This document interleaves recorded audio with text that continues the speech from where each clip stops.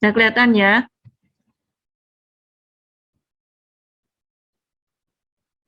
Oke, Bu. Ya. Bismillahirrahmanirrahim. Assalamualaikum warahmatullahi wabarakatuh. Waalaikumsalam.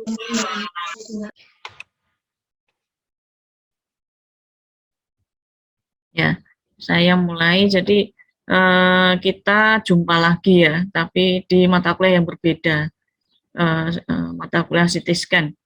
Ya. Tatap muka 10 ya, insya Allah ya. Di sini saya akan menyampaikan ya, dan kita belajar bersama-sama untuk prosedur tata laksana CT scan kepala.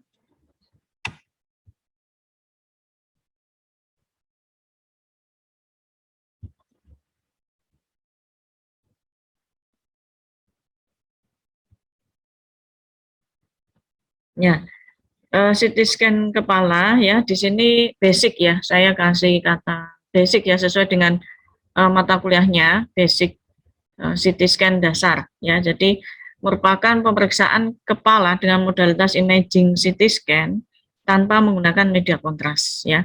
Tentu saja Anda sudah tahu ya perbedaannya CT scan dengan radiografi konvensional gitu ya.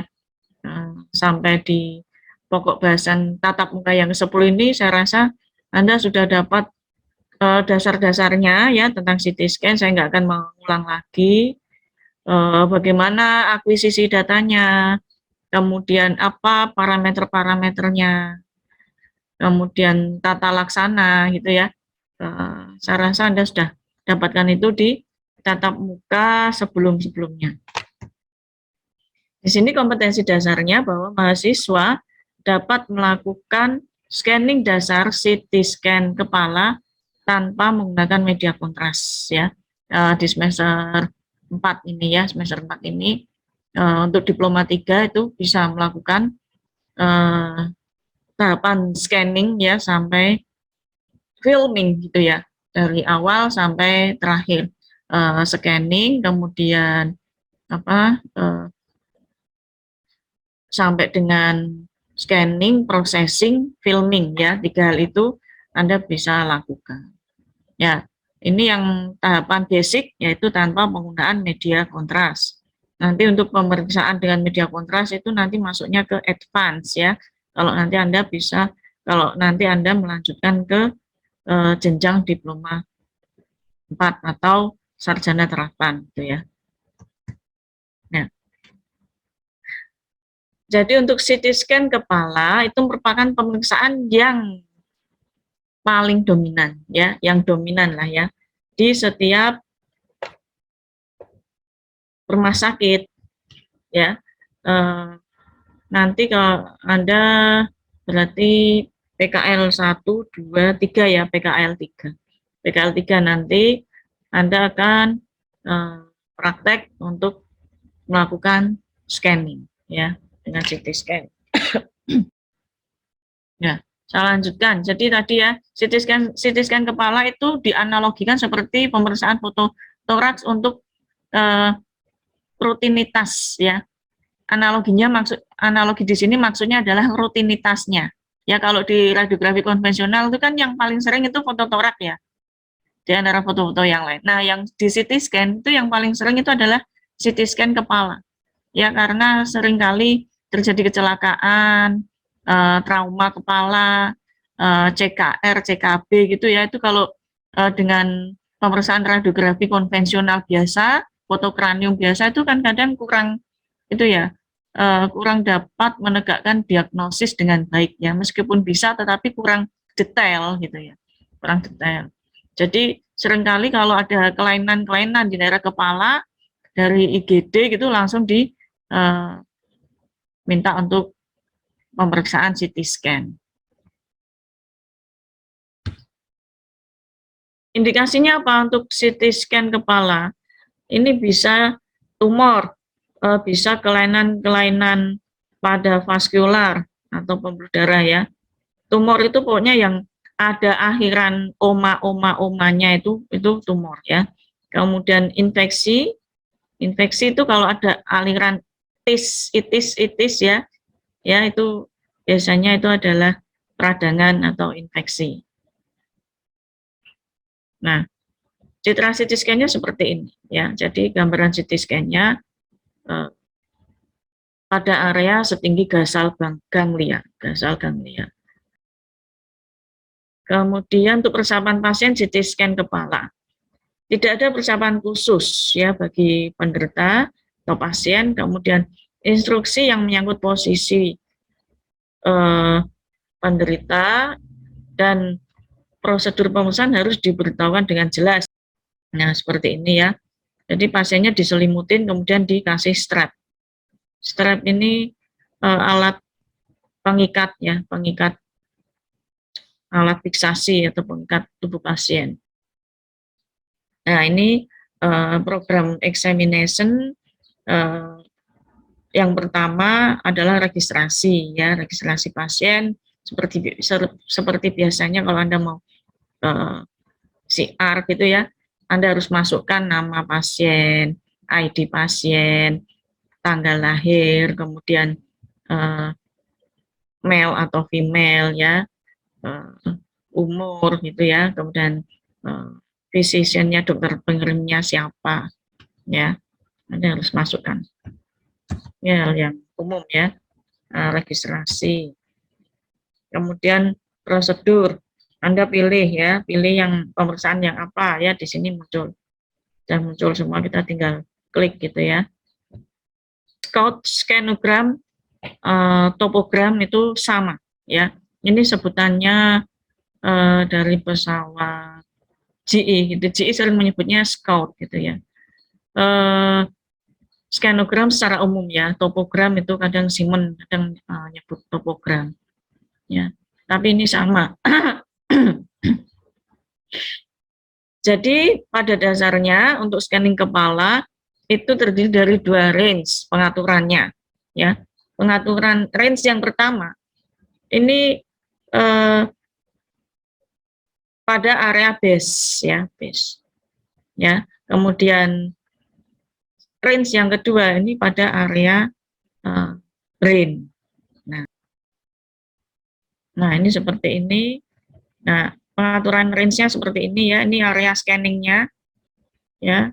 Atau ada yang menyebut juga scan plan gitu ya, scan plan. Nah, ini saya sampai jam berapa ya? 14. Ya.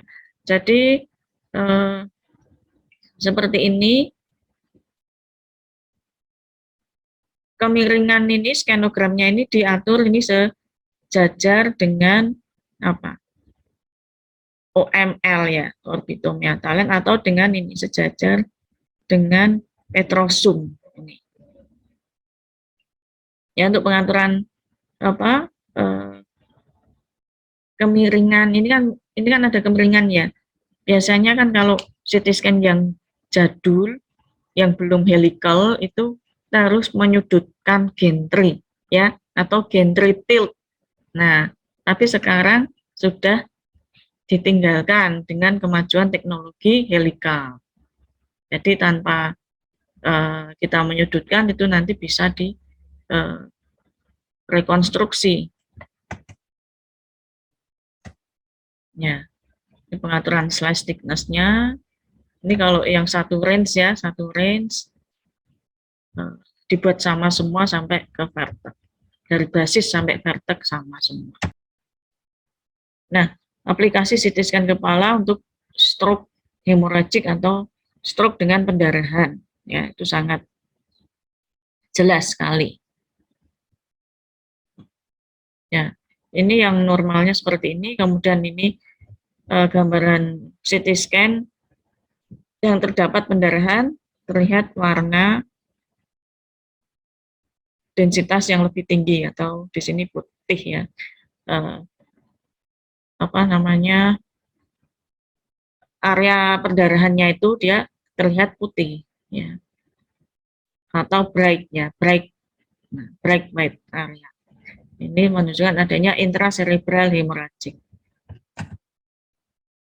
Nah, untuk stroke non hemorrhagic ya seperti ini ya, ada area Lucent ya, area Lucent.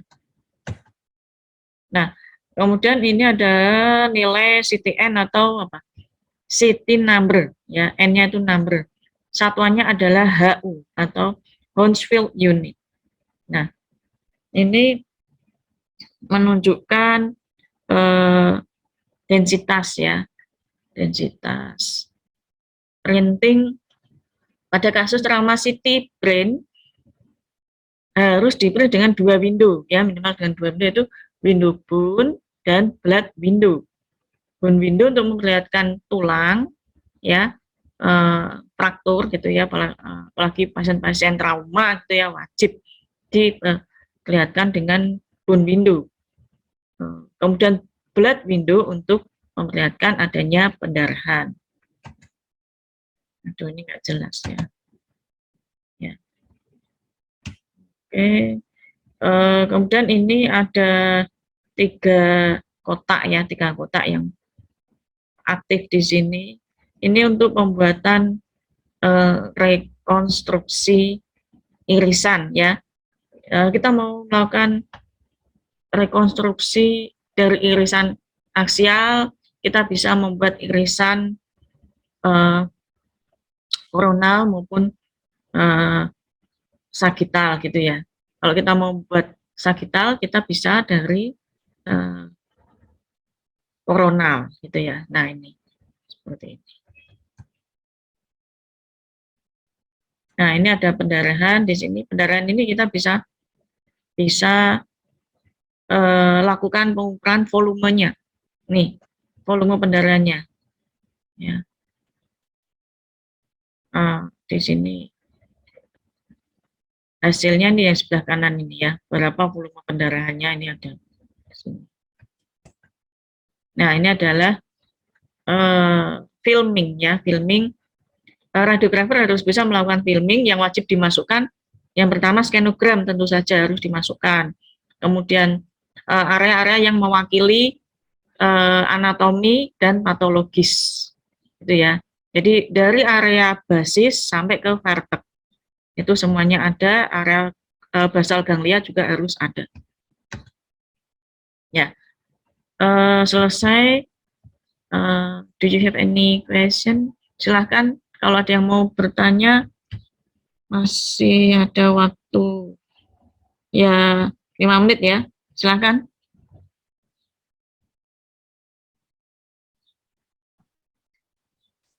Misi Bu, mau nanya Bu. Ya, silahkan. Mas siapa bisa di on cam? Iya Bu. Ya, terima kasih. Untuk proteksi radiasi pemeriksaan CT kepala itu sendiri gimana Bu? Ya, makasih Mas Faris Kurniawan ya. Untuk proteksi radiasinya, ya tentu saja kita bisa melakukan proteksi radiasi itu dengan yang pertama pengaturan parameter ya. Kita bisa menurunkan KIVI MA second. Jadi dengan menurunkan KIVI, kemudian arus tabung ya, KIVI itu kan tegangan tabung, kemudian arus tabung itu bisa menurunkan dosis radiasi.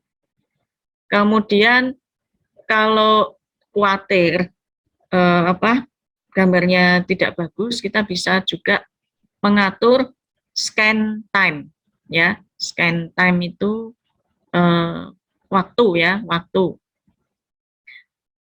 Nah, yang terakhir, upaya terakhir adalah tentu saja kita bisa berikan apron ya. Kita berikan apron ke pasien ya. Tetapi sebelum itu semua ya, kita harus tanya kalau pasien itu perempuan ya, kita wajib bertanya. Ya, kita wajib bertanya ke pasien apabila itu pasiennya perempuan ya, apakah pasien itu hamil atau tidak ya. Kalau hamil ya lebih baik jangan dilakukan scanning ya, dihindari banget gitu ya. Yang lain juga bisa dilakukan kita apa? Seperti kalau kalian foto melakukan radiografi konvensional ya, membuat foto kepala, kranium gitu. Kira-kira Mas Faris biasanya apa Mas? Melakukan apa Mas? Kalau kita nggak hanya foto kranium deh, misalnya foto yang lain, ini umum sekali. Mengatur apa Mas? Mengatur tegangannya Bu, agar tidak. Ya itu tadi sudah saya sebutkan. Ya tegangan tabung ya, tegangan tabung, kemudian arus tabung atau miliampere, kemudian tadi second itu bisa kalau di CT scan itu scan time. Terus Mas kalau kita kan sudah mengatur nih, sudah mengatur posisi pasien, ya, sudah mengatur posisi objek. Kemudian kita atur apa Mas yang di pesawat itu loh Mas, yang bisa diputar-putar itu loh Mas, yang bentuknya kotak itu apa kalau di X-ray konvensional apa? Kolimator. Nah, ya betul kolimator ya. Siapa nih? Karlita ya. Ya, Mas Faris sudah ingat kolimator? Sudah Bu. Ya itu kan bisa diputar-putar toh itu. Iya. Itu untuk apa Mas tujuannya? Untuk mengurangi lapangan radiasinya Bu. Ya betul sekali. Untuk mengurangi luas lapangan radiasi. Jadi kita atur kotaknya besar atau kecil. Itu nanti radiasinya yang keluar ya sekotak itu yang kita atur. Makanya kan kita jangan mengatur itu kolimasinya dibuka selebar-lebarnya, apalagi alasannya kadang radiografer di lapangan, wah ini rusak, lampunya nggak nyala. Nah kalau lampunya nggak nyala itu seharusnya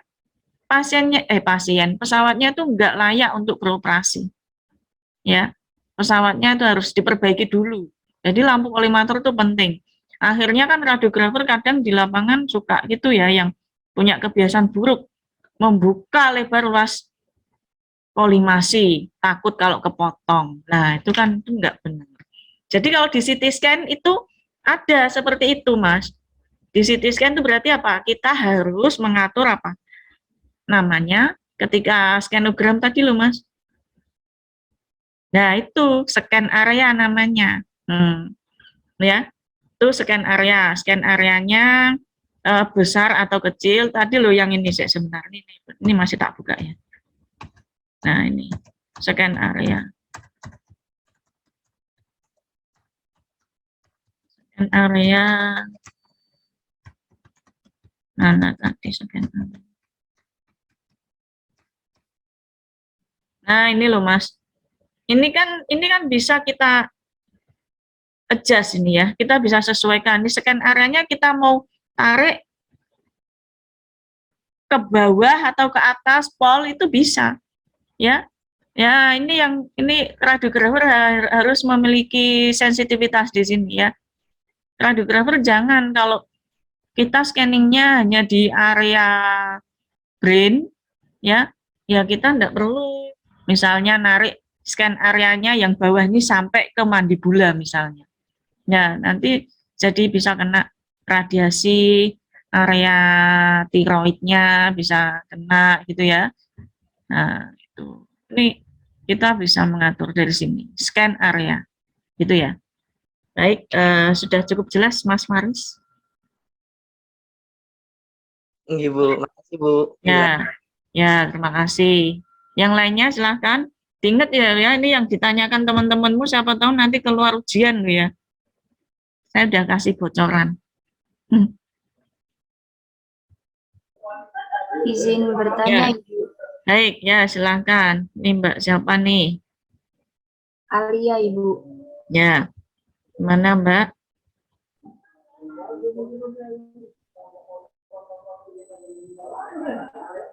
Halo, yang nggak ngomong di mute dulu. Ilham, bocor Ilham.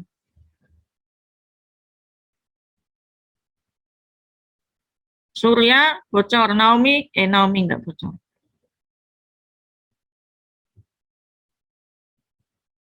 Silakan Mbak yang mau bertanya.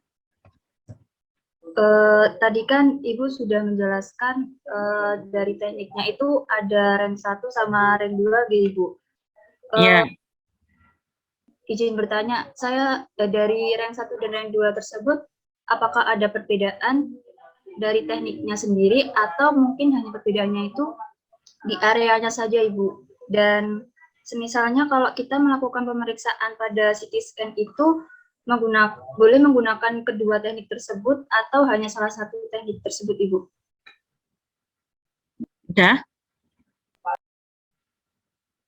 Ya.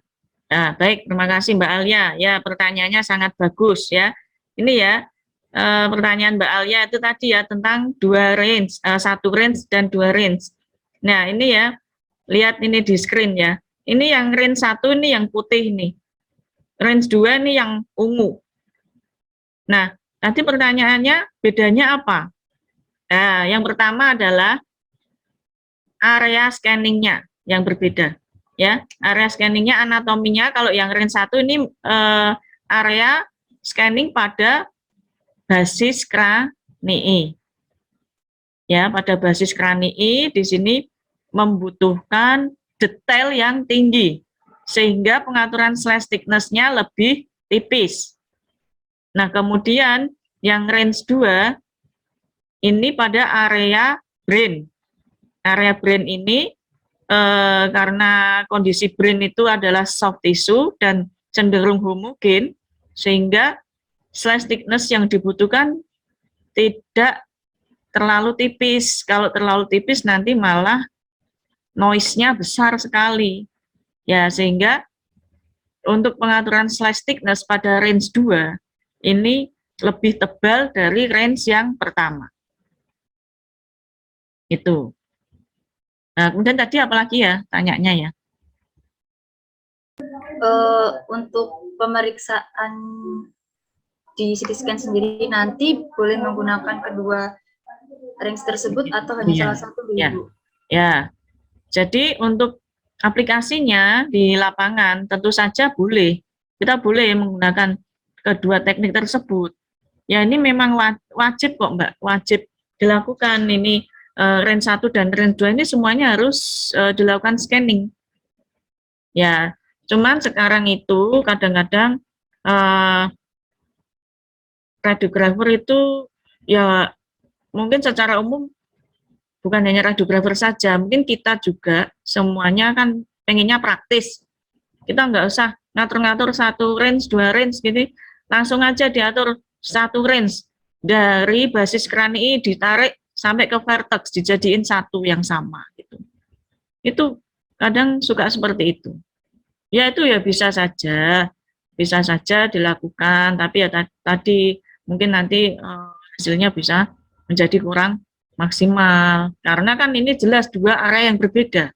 Area basis kranii dan area apa? Brain. Area brain ya, area brain. Dan juga karena sekarang sudah kemajuan dari teknologi software CT scan gitu ya. Ini menggunakan teknik spiral itu ya cepat sekali ya. Cepat sekali ditarik dari basis sampai ke vertex itu. Itu bisa juga dilakukan. Ya. Gitu ya Mbak Alia ya. Sudah jelas Mbak Alia? Baik Ibu, terima kasih sudah jelas. Ya. Baik, ada lagi? Silakan.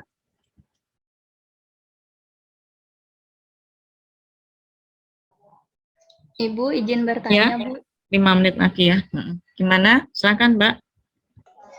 Izin bertanya, Ibu, bagaimana cara melakukan scanning pada pasien non-kooperatif? Apalagi biasanya pengalaman PKL pertama kemarin, Ibu, biasanya ada pasien yang kesakitan itu biasanya suka marah, gerak-gerak terus. Sudah pas di positioning itu tetap saja gerak-gerak. Itu bagaimana ya, Ibu? Terima kasih. Oke, ya ini pertanyaan ya juga bagus ya Mbak Suci. PKL di mana kemarin? Di Makassar, Bu. Mas. Waduh, jauh banget ya. Ya. Oh, berarti kamu memang di sana ya. Ini sekarang juga di sana. Iya, Ibu, kemarin sudah balik ke Semarang, tapi balik lagi RSU ke apa? kampung. Wahidin ya? Iya, Wahidin, Ibu. Oh iya. Ya, baik. Jadi memang kalau pasiennya non kooperatif, kesadarannya menurun gitu ya, susah sekali ya melakukan scanning. Dan juga selain pasien non kooperatif itu anak-anak. Itu yang susah untuk dilakukan scanning karena dia cenderung susah untuk diatur. Ya. Jadi yang pertama kita bisa minta bantuan ke keluarganya. Keluarganya diminta untuk berada di dalam ruang pemeriksaan. Kita kasihkan apron ya, keluarga wajib menggunakan apron gitu ya. Nah, keluarga wajib pakai apron dan menunggui pasiennya yang dalam hal ini keluarganya sendiri. Ditenangkan, jangan gerak-gerak. Itu cara yang pertama. Cara yang pertama tidak mempan, terpaksa kita pakai cara yang kedua dengan melakukan anestesi ya. Ya, kita mau nggak mau nih kita harus konsul ke dokter anestesi. Ya, jadi dokter anestesi nanti akan memberikan anestesi ke pasien supaya pasien itu tidak sadar ya, sementara tidak sadar, jadi supaya dia itu tujuannya supaya tidak gerak-gerak terus. Tujuannya kan itu. Jadi prinsipnya itu sama kalau kita melakukan scanning, baik dengan CT scan maupun dengan MRI gitu ya, modalitas imaging lainnya, atau bahkan ketika kita melakukan foto dengan radiografi konvensional itu kan intinya satu, jangan bergerak ya, no rotation.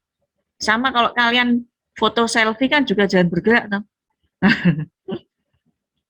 Ya, prinsipnya seperti itu. Jadi bagaimana objek itu bisa diam, tidak bergerak. Ya, untuk menghasilkan gambaran yang bagus, yang optimal. Itu ya Mbak Suci ya. Baik, Ibu. Terima kasih, Bu. Ya, ini pertanyaannya bagus-bagus semua. Ada lagi? Baik, sepertinya cukup ya, cukup. Itu untuk CT scan, teknik CT scan kepala ya, mungkin nanti akan ada penugasan di Healthy ya. Jadi memang kalian harus belajar ya, harus belajar. Tadi dicatat nggak ya yang ditanyakan sama teman-teman? Ya, itu mungkin nanti keluar ya waktu ujian. Itu pertanyaannya bagus-bagus. Ya, itu yang sering pertanyaan yang sering sering mendasari pada pelaksanaan CT scan kepala. Itu ya. Baik, kalau tidak ada, cukup ya, saya akhiri. Wabillahi taufik wal hidayah. Wassalamualaikum warahmatullahi wabarakatuh. Waalaikumsalam. Waalaikumsalam warahmatullahi wabarakatuh. Terima kasih. Terima kasih, Bu.